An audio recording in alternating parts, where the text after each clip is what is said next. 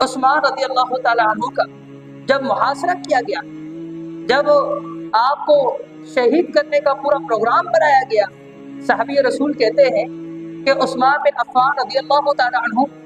میرے گھر میں موجود تھے، اور میرے گھر میں ایک ایسے مقام پر موجود تھے، بیٹھے ہوئے تھے، جہاں پر بیٹھ کر انہوں نے باہر والوں کی ساری باتیں سن لی، اور جب میرے پاس واپس آئے تو چہرہ اترا ہوا تھا، اور اس قدر اترا ہوا تھا، مجھے کہنے لگے کہ مجھے یہ کیوں قتل کرنا چاہتے ہیں، مجھے یہ کیوں مارنا چاہتے ہیں، جبکہ میں نے محمد رسول اللہ صلی اللہ علیہ وسلم کو فرماتے ہوئے سنا کہ وہ فرما رہے تھے کہ کسی مسلمان کا قتل کرنا جائز نہیں ہے سوائے 3 وجوہات کے، کہ ایک یہ ہے کہ وہ اسلام لا کر مرتد ہو جائے، دوسرا یہ کہ شادی شدہ ہو کر زنا کرے، رجم کیا جائے گا، اسے قتل کیا جائے گا، تیسرا یہ کہ بغیر قصاص کے کسی کو قتل کر ڈالے۔ کہنے لگے اللہ کی قسم کھا کر میں کہتا ہوں اسلام سے پہلے یعنی دور جاہلیت میں بھی نہ کبھی میں نے زنا کیا، اسلام لانے کے بعد بھی میں نے کبھی زنا نہیں کیا۔ کہتے اللہ کی قسم کھا کر میں کہتا ہوں کہ اللہ کی قسم میں نے کبھی بھی کسی کو نہ اسلام لانے سے پہلے ناحق قتل کیا، نہ اسلام لانے کے بعد ناحق قتل کیا۔ کہ اللہ کی قسم کھا کر میں کہتا ہوں میں نے کبھی بھی اسلام سے مرتد ہونے کا ارادہ ہی نہیں کیا، سوچا بھی نہیں، تو مجھے کیوں قتل کرنا چاہتے ہیں؟ اور آپ نے کئی بار خطبہ دیا، آپ نے کئی بار لوگوں سے مخاطب ہوتے ہوئے ان کو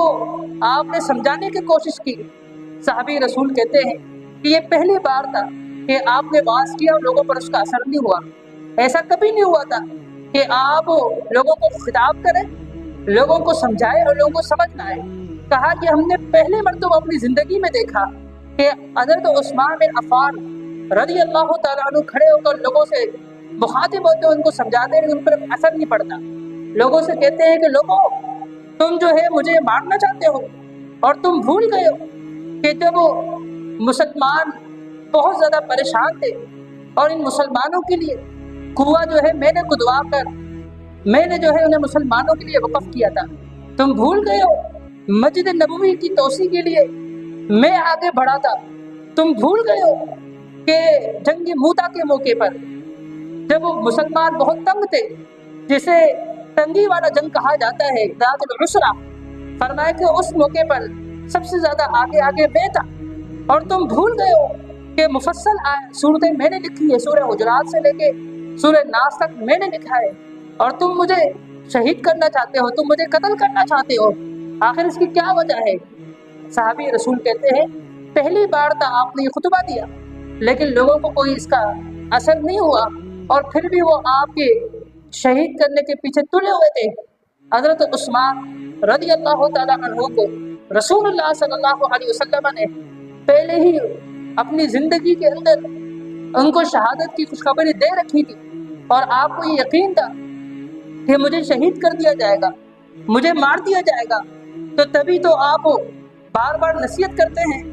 اور آپ قرآن کے ساتھ اپنا لگاؤ رکھتے ہیں، اور آپ بار بار قرآن کریم کی تلاوت میں مصروف رہتے ہیں، نمازیں پڑھتے ہیں، قرآن کریم کی تلاوت کرتے رہتے ہیں۔ ایک بدبخت شخص جسے موت الاسود کہا جاتا تھا، وہ بدبخت وہ حضرت عثمان بن عفان رضی اللہ تعالیٰ عنہ جہاں پر موجود تھے وہاں داخل ہو گیا، اور داخل ہو کر دیکھتا ہے کہ حضرت عثمان بن عفان رضی اللہ تعالیٰ عنہ وہاں موجود قرآن کریم کی تلاوت کر رہے ہیں، لیکن یہ بدبخت شخص حضرت عثمان بن عفان رضی اللہ تعالیٰ عنہ کا گلا گھونٹتا ہے، اور ان کو پکڑ کر ان کا اس قدر گلا گھونٹتا ہے کہ جب وہ تڑپنے لگتے ہیں ان کو چھوڑ دیتا ہے، پھر دوسری مرتبہ ان کا گلا پکڑ کر گھونٹتا ہے اور اس قدر ان کو تڑپاتا ہے کہ پھر انہیں چھوڑ دیتا ہے، پھر آ کر لوگوں سے کہتا ہے کہ لوگوں تمہیں پتا ہے کہ میں نے عثمان کے ساتھ ایسا معاملہ کیا ہے، ایسا معاملہ کیا ہے جس طرح سانپ اس کی جب جان نکلنی ہوتی ہے تو وہ کس طرح رنگ بدلنا ہوتا ہے، میں نے اس طرح اس کو تکلیف کے اندر دیکھا، اس کو کرب کے اندر دیکھا ہے، یعنی میں نے اس کا جب گلا گھونٹا تو اس قدر وہ تڑپ رہا تھا، اس قدر وہ تڑپ رہا تھا، جس طرح سانپ کی جب سانس جاری ہوتی ہے تو وہ سانپ تڑپ رہا ہوتا ہے۔ کہتے میں نے اپنے آنکھوں سے اس کرب میں، اس تکلیف میں ان کو دیکھا، اس تڑپتے ہوئے ان کو دیکھا، اس طرح، اس انداز سے۔ وہ خوش ہو رہا ہوتا ہے، لوگوں کو بتا رہا ہوتا ہے کہ یہ بڑا کارنامہ میں نے انجام دیا۔ اسی دوران ایک دوسرا بدبخت وہ بھی آگے بڑھتا ہے، اندر داخل ہوتا ہے، حضرت عثمان رضی اللہ تعالیٰ عنہ کے ہاتھ پر وار کرتا ہے، آپ کے ہاتھ کو زخمی کر دیتا ہے۔ تو آپ فرماتے ہیں کہ لوگوں،